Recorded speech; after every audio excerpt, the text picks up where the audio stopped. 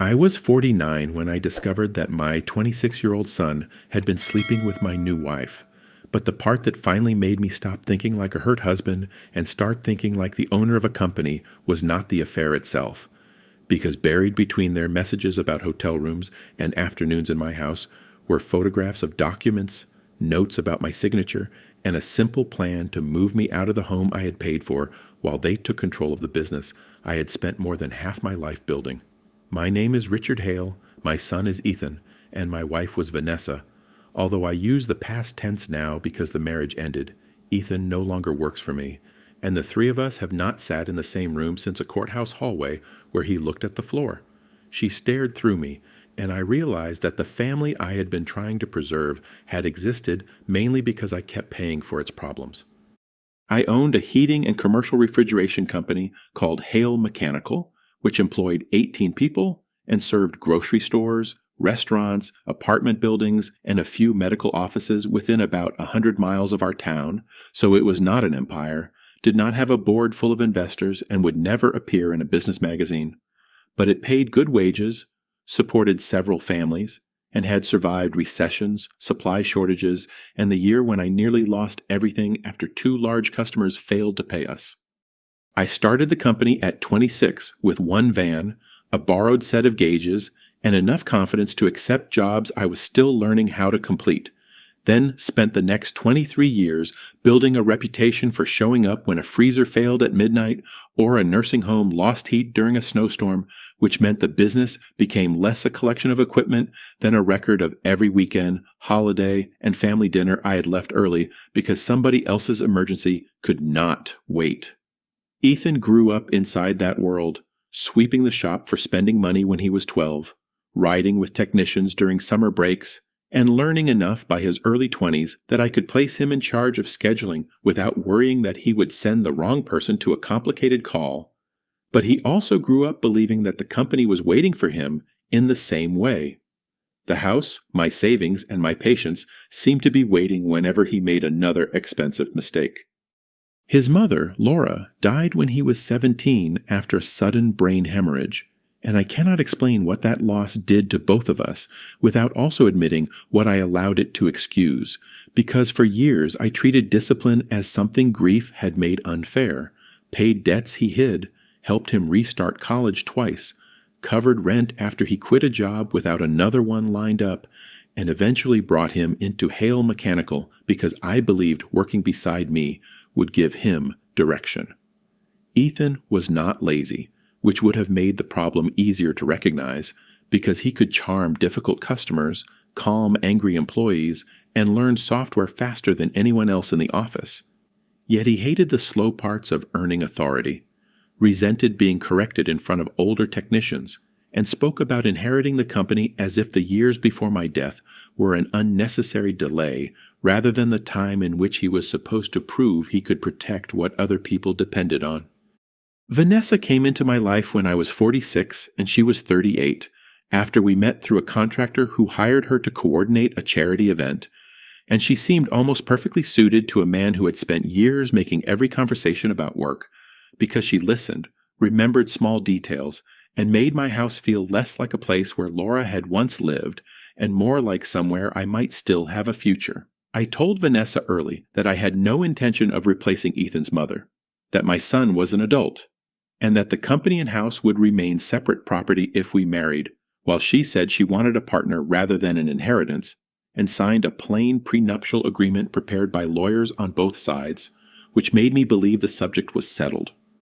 We married after 18 months, and although Ethan was initially polite rather than warm, Vanessa made an effort with him, invited him to dinner, asked about his ideas for the company website, and laughed at jokes I had heard too many times. So when their relationship became easier, I treated it as a success, rather than asking why my son started stopping by the house on afternoons when he knew I would be at job sites. The affair began during the second year of the marriage, after I injured my back lifting a compressor and spent several weeks sleeping badly, taking pain medication, and moving through the house like an older version of myself, while Vanessa handled more office paperwork and Ethan began coming by to bring reports, collect signatures, and supposedly help with anything I could not do. I did not see them together with my own eyes, did not find clothing in the wrong room, and did not receive an anonymous warning, because I found the truth in a much more ordinary way when Ethan left his work laptop connected to the printer in my home office after a Sunday dinner, and a message from Vanessa appeared across the screen while I was trying to print an insurance form. The message said he signed the truck papers without reading them, so the membership transfer should be easy if you keep him talking. For several seconds, I thought membership meant a gym, an association, or some customer program I had forgotten. But then another message arrived, asking whether the deed form was ready, followed by a heart symbol and a sentence about spending the next night together once I left for an overnight service call. I opened the conversation because the computer belonged to my company.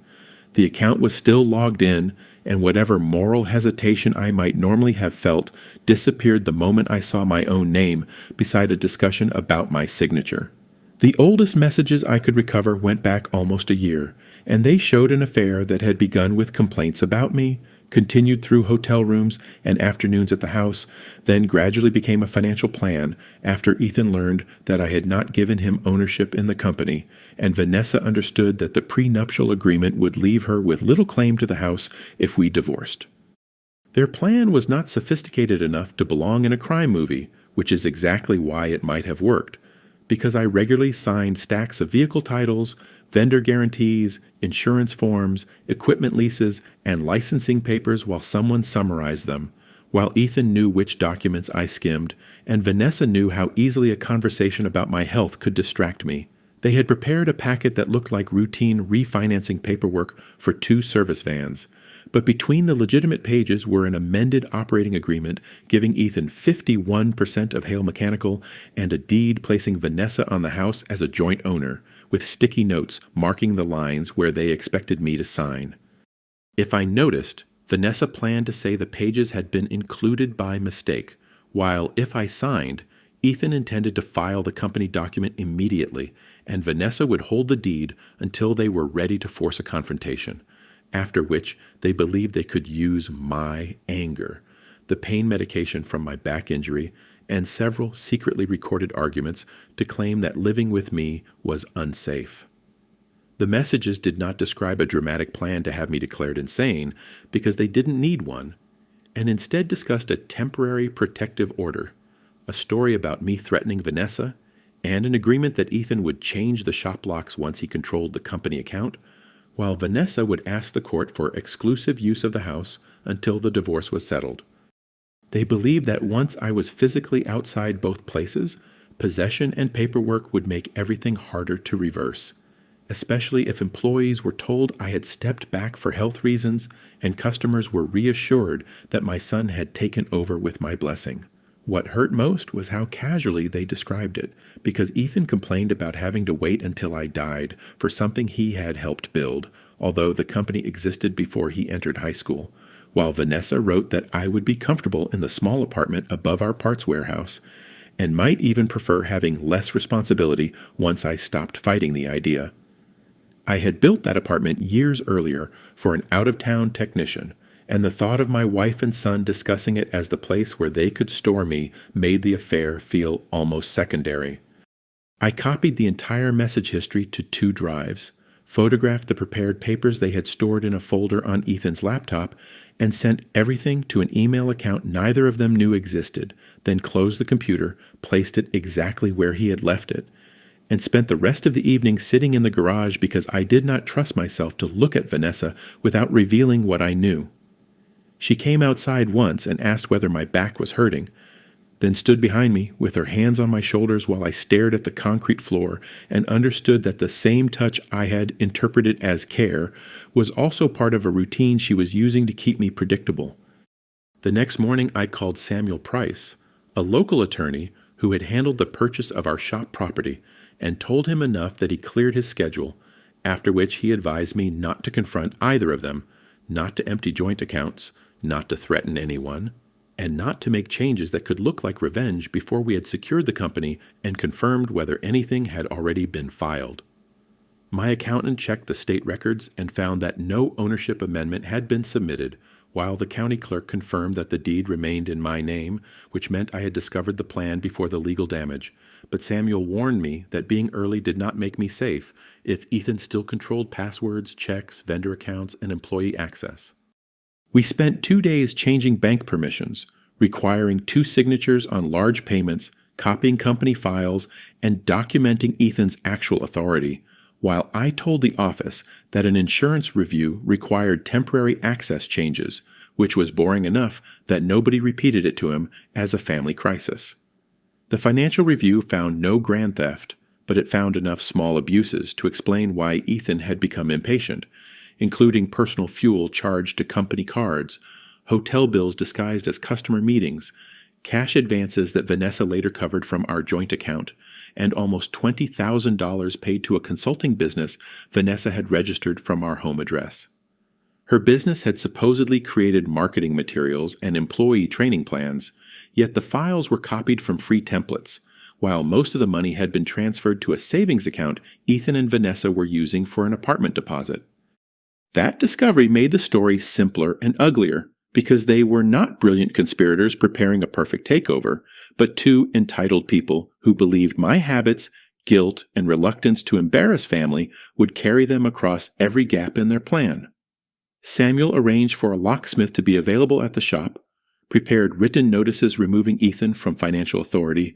and told me that the safest confrontation would happen at the office during business hours with another manager present, but plans built around calm behavior do not always survive contact with people who have already convinced themselves that your property is partly theirs. Ethan learned about the bank changes before I was ready because a company card declined when he tried to pay for lunch, and he arrived at the shop that afternoon furious, walked past the receptionist, entered my office without knocking, and demanded to know why I was treating him like a thief. I asked our service manager, Carl, to stay near the open door, then placed copies of the messages and transfer papers on the desk, while Ethan looked at the first page, went pale, and immediately said Vanessa had invented the plan because she was unhappy and I was blaming him for listening. I asked whether she had also invented the hotel receipts, the photographs from my bedroom, the instructions about my signature, and the message where he wrote that changing the shop locks would be easier if employees believed I had suffered another health problem. He stopped denying the affair and moved to justification, saying I had married a woman close to his age, ignored her, kept him trapped in a junior role, and built a company around the promise that it would eventually become his without ever giving him a date, while every sentence treated my choices as pressure that had somehow forced him into my bed, my accounts, and my legal documents. I told him he was suspended and needed to leave the property until the investigation was complete, which was when he stepped around the desk, grabbed the papers, and tried to tear them, while I held the folder and told him the originals were already with a lawyer. Carl moved closer. Ethan shoved him aside, then turned back toward me and pushed both hands into my chest hard enough that I struck the edge of a filing cabinet. I had spent the previous days imagining that I would remain perfectly calm, because anger was the weapon they expected to use against me. But when my son pushed me in the company I had built while shouting that I was ruining his life, I hit him once in the mouth. It was not a heroic moment, did not feel satisfying, and did not happen in slow motion, because he came toward me again. I swung without thinking, and he stumbled backward into a metal chair, cutting his lip and injuring his shoulder when he fell. Carl separated us. Another employee called the police, and within minutes I was sitting in the break room with my hands shaking while Ethan told an officer that I had attacked him after a business disagreement. The security camera showed the entire confrontation, including Ethan entering aggressively, destroying papers, shoving Carl, and pushing me first, so I was not arrested, although the officer made it clear that my punch could still have created serious consequences if the fall had been worse. Ethan went to urgent care with a split lip, a bruised shoulder, and no fracture, then spent the evening sending relatives photographs of his face while describing me as violent, which might have worked if Carl, the camera footage, and the written suspension notice had not existed. Vanessa called me from the hospital parking lot, crying so hard that I could barely understand her, and said Ethan had told her everything, after which she asked whether I wanted my own son dead and announced that she was pregnant. The sentence stopped me more completely than the affair had because Vanessa and I had not planned a child. She was 41, and during the previous months she had told me that irregular cycles were probably stress. While her messages with Ethan contained jokes about creating a real family after I was gone, but no direct mention of a pregnancy. She said she was almost 10 weeks along and believed Ethan was the father because of the dates, although she admitted there was a small possibility the child was mine, then accused me of creating so much fear that she had delayed telling either of us until she knew what kind of future she could offer. I told her to communicate through Samuel, return to the house only with notice, and seek medical care if she felt unwell, while she said my coldness proved everything she and Ethan had written about me. That night I slept in a motel because Samuel did not want me alone in the house with Vanessa after the fight, and I lay awake thinking about a child who might be mine, might be my son's, and had already been inserted into a struggle over money before anyone had heard a heartbeat in the same room. Vanessa moved to her sister's apartment the next day, and Samuel filed for a temporary order preventing either her or Ethan from entering the shop, moving company property, or filing the unsigned documents, while I began divorce proceedings and asked the court to preserve the house and joint accounts. The company investigation remained narrow because I did not want to destroy Hale Mechanical just to prove that my family had tried to use it. And after reviewing the accounts, vendor records, and messages, we found that Ethan had shared customer lists and pricing information with a competitor who had discussed hiring him if he gained control, but no sale had been signed and no customer had yet moved. I terminated Ethan for misuse of company funds, disclosure of confidential information, and the attempted ownership transfer, while the consulting payments to Vanessa became part of the divorce accounting rather than a separate criminal case, because the amounts were recoverable and the lawyers believed a civil settlement would be faster and more certain than trying to prove every false invoice beyond a reasonable doubt. That was the grounded reality of the consequences, because nobody went to prison. Nobody was dragged from the house in handcuffs, and no judge gave a speech about betrayal, yet Ethan lost his salary, company truck, health coverage, and the job he assumed blood would protect, while Vanessa learned that pregnancy did not give her a claim to property she had agreed would remain mine. The humiliating part of the first month was how normal the rest of life remained, because customers still called about failed compressors. Payroll still had to clear on Friday, and technicians who had worked for me since Ethan was a teenager stood in the hallway pretending not to notice that the owner's son had been removed from the schedule while my wife no longer answered the office phone.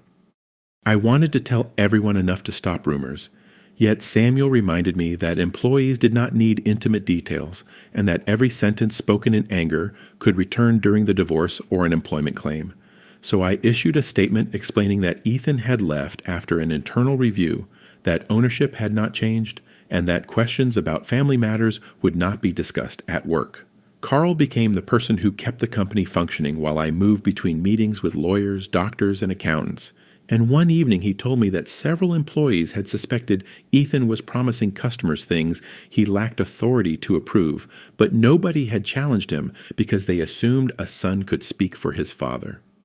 That conversation forced me to admit that the weakness was not only Ethan's dishonesty, because I had created an informal hierarchy where employees were expected to understand family relationships instead of written authority, then called the arrangement trust when it was really avoidance. The transfer packet also revealed how they expected the deception to happen in practical terms. Because Ethan had scheduled a meeting with our bank for the week after my planned overnight service trip and told the loan officer that I wanted to simplify succession before another health problem, while Vanessa intended to place the papers beside legitimate vehicle refinancing documents and guide me through the signature tabs. The loan officer later said he would have called me before changing account authority, which was reassuring, but didn't erase the fact that my own son had already begun presenting the transfer as my decision. Samuel sent formal preservation letters to both of them, requiring that messages, photographs, account records, and drafts remain intact. And Vanessa responded by claiming that searching Ethan's company laptop violated her privacy. Although the computer belonged to Hale Mechanical, the account had been left open, and the messages included company documents. Her outrage became a pattern during the case, because every time evidence appeared, she treated the way I found it as more offensive than the conduct it revealed. The fight also damaged my position emotionally, even though the evidence showed Ethan started it, because my daughter Emma, who was 23 and lived in another city, received photographs from both sides before she heard the full story, then called me terrified and asked whether I had become someone she needed to be afraid of. I sent her the camera footage only after Samuel approved it, along with enough of the messages to explain the company plan without forcing her to read the intimate parts. And hearing my daughter cry while trying to understand that her brother had slept with our father's wife was one of the moments when I realized consequences spread far beyond the people who created them. Emma stopped speaking to Ethan for several months, refused to see Vanessa, and blamed me for marrying someone so close to her brother's age, which was painful because that choice had been mine even if the betrayal had not. And I had to accept that defending myself did not require pretending every earlier decision had been wise. Vanessa's pregnancy became the center of every family conversation, partly because nobody knew the father, and partly because both she and Ethan used the uncertainty differently, with Vanessa suggesting that I should slow the divorce until testing was possible, while Ethan told relatives the baby was definitely his and that I was trying to make a pregnant woman homeless. The house remained available to Vanessa under a temporary arrangement only if I stayed elsewhere, but Samuel argued that this would reward the exact plan described in the messages, so the court instead allowed her 30 days to collect belongings, ordered me to contribute to ordinary marital expenses during the case, and left questions of support for later. She remained with her sister, attended 2 prenatal appointments without either possible father, and sent me an ultrasound image through our lawyers, while I felt something I did not want to name because grief and hope can exist before certainty. And the possibility that the child was mine made every legal decision feel like it carried another unseen person. A non-invasive prenatal paternity test could have provided an answer, but Vanessa refused at first because she said the process felt humiliating and expensive, then agreed only after Ethan insisted that he would not sign any acknowledgement without proof. Before the appointment could happen, Vanessa began bleeding at her sister's apartment and was taken to the hospital, where the pregnancy ended at a little over 11 weeks. I learned through her lawyer the next morning. The doctor told Vanessa that early pregnancy loss is common, especially with age, and that nobody could identify one event as the cause, but medical uncertainty did not stop her or Ethan from deciding that the stress, the confrontation, and my refusal to forgive them had killed the child. Vanessa called me directly from the hospital, breaking the communication rule, and said that I had gotten what I wanted because there would be no baby, no test, and no reason for us to remain connected, while I listened without defending myself because nothing I said could make that moment smaller. Ethan sent a message saying that if I had not hit him, frightened Vanessa, frozen the accounts, and thrown her out, his child would still be alive, although the same message history showed that the pregnancy had existed before I knew about the affair, that their plan was already active, and that every consequence followed choices they had made over many months. I still carried guilt. I knew a miscarriage could happen in a calm marriage with no scandal, no court papers, and no fight. Yet I also knew that the final weeks of that pregnancy had been filled with fear, shouting, legal threats, and the collapse of every plan Vanessa believed would protect her. So certainty was impossible, and guilt used that uncertainty as space to live. For a while, the loss changed the tone of the divorce because Vanessa stopped fighting over furniture, Ethan disappeared from family conversations, and even my anger felt embarrassing, beside the fact that a child had existed and then did not. But grief did not erase the documents, the affair, or the plan to take the company and house. Samuel reminded me that compassion and surrender were different decisions, so I paid the portion of Vanessa's medical costs required under our insurance, sent a brief note expressing sorrow, and continued with the divorce and recovery of the consulting money. The temporary divorce hearing was held 3 weeks after the miscarriage, and Vanessa appeared thinner, pale, and visibly exhausted, which made sitting across from her feel cruel, even though her attorney was asking the judge to grant her continued access to the house and monthly support based partly on the lifestyle my income had provided. Samuel kept the hearing focused on the prenuptial agreement, joint expenses, and attempted deed transfer, while I answered questions without mentioning the affair unless asked, because I had learned that a courtroom does not become more persuasive when grief is performed loudly. The judge ordered a temporary payment that covered Vanessa's basic expenses, but left the house with me, required both of us to preserve assets, and directed her to return the money that remained in the consulting account while the rest would be addressed in the final settlement. Nobody applauded, Vanessa did not collapse, and I did not feel vindicated, because real legal outcomes often sound like administrative instructions, even when they decide who will sleep in the home and who will begin again in a rented room. After the hearing, Vanessa's sister approached me in the hallway and said she hated what Vanessa had done, but believed the miscarriage had broken something in her, then asked whether I could delay the divorce until she became emotionally stable. I told her that delaying paperwork would not restore the pregnancy or marriage while remaining legally tied to someone who had tried to take my house and company would not make grief safer for either of us. She called that answer cold, and for several weeks I wondered whether she was right, although therapy later helped me understand that people often call a boundary cold when they are asking you to absorb risk on behalf of someone else. I began the therapy because Emma insisted, not because I believed a counselor could make the betrayal reasonable, and the first useful thing the therapist told me was that guilt searches for control. If I decided the punch caused the miscarriage, then the loss had a clear explanation and I could imagine a different choice that saved the baby, while accepting that miscarriages often happen without one identifiable cause meant admitting that some pain cannot be organized into a moral equation. That did not remove responsibility for the fight, so I watched the security video more times than I should have, seeing Ethan shove Carl, turn toward me, push me into the cabinet, and receive the punch that split his lip, while each viewing made the moment look both faster and more avoidable. I eventually stopped watching because the recording could establish facts but could not tell me who I wanted to become afterward. The police did not charge Ethan over the fight after reviewing the video and statements.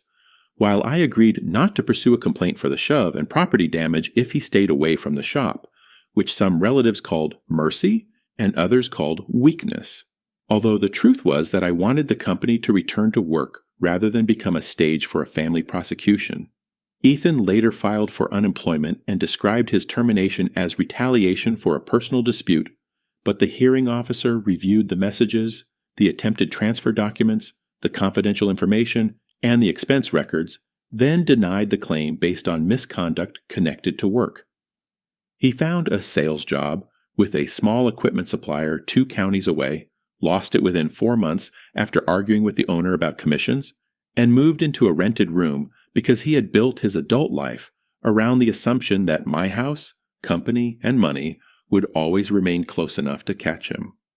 Vanessa returned most of the consulting payments through the divorce settlement, kept her car and personal savings, and received a limited share of the joint account accumulated during the marriage, but the prenuptial agreement left the house and company with me, while her attempt to add herself to the deed became evidence that she had understood those limits and tried to avoid them. The affair between her and Ethan did not survive the miscarriage or the financial collapse because Vanessa believed he had promised a stable future and blamed him for becoming aggressive at the shop,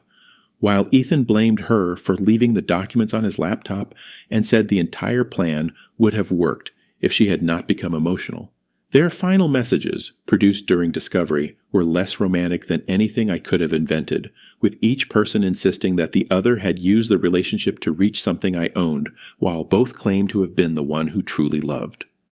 Vanessa also learned that Ethan had been speaking with a former girlfriend throughout their affair, not planning a second secret family or a dramatic escape, but keeping another option open in the ordinary selfish way he handled jobs, apartments, and relationships, which made her understand that he had expected loyalty from her without offering it.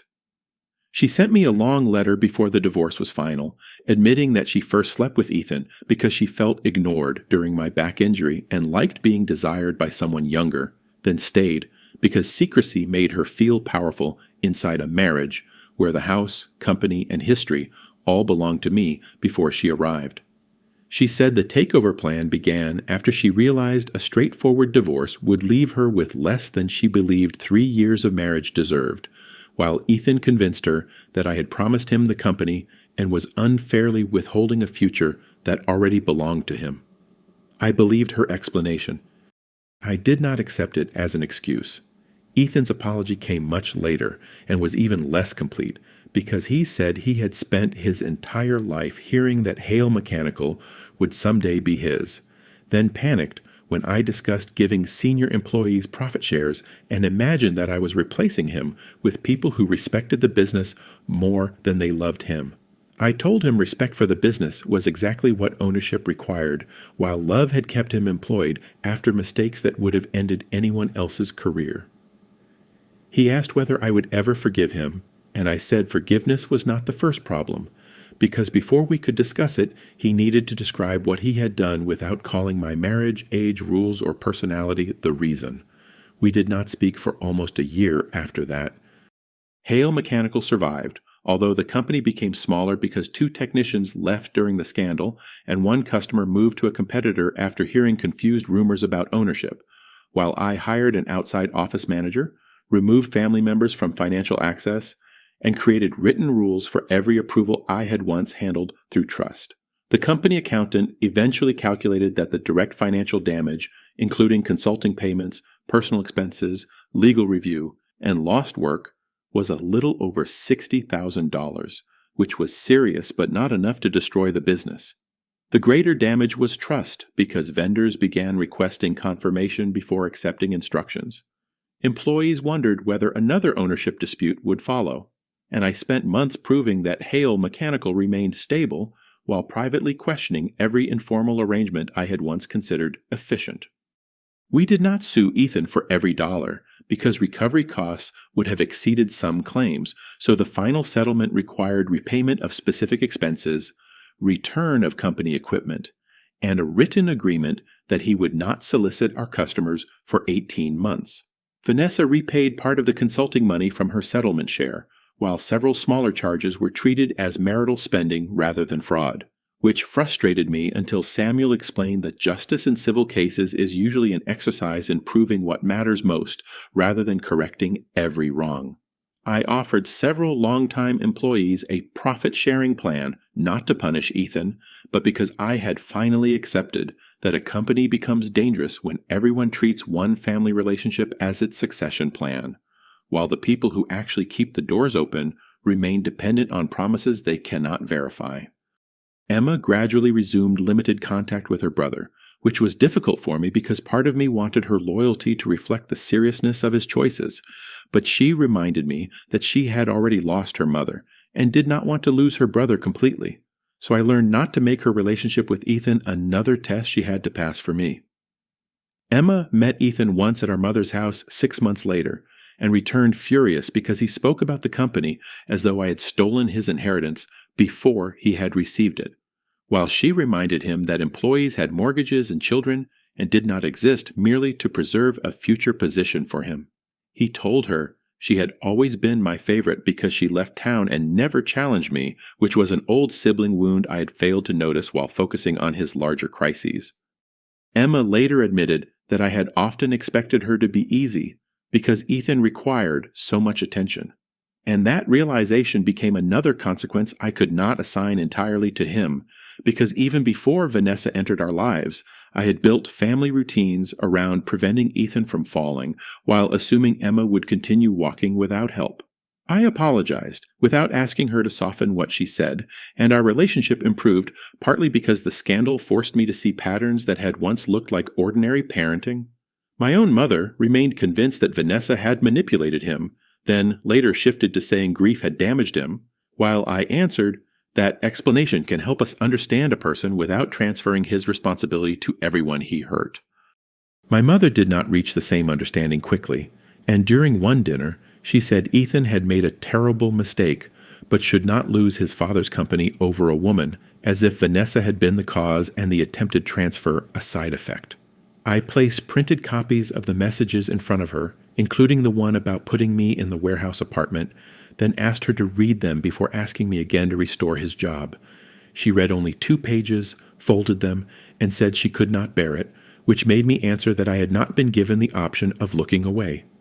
The house took longer to reclaim emotionally than legally, because I replaced the mattress, repainted the bedroom, cleared Vanessa's office, and still found myself pausing outside rooms where Ethan had stood beside her while I believed we were a family.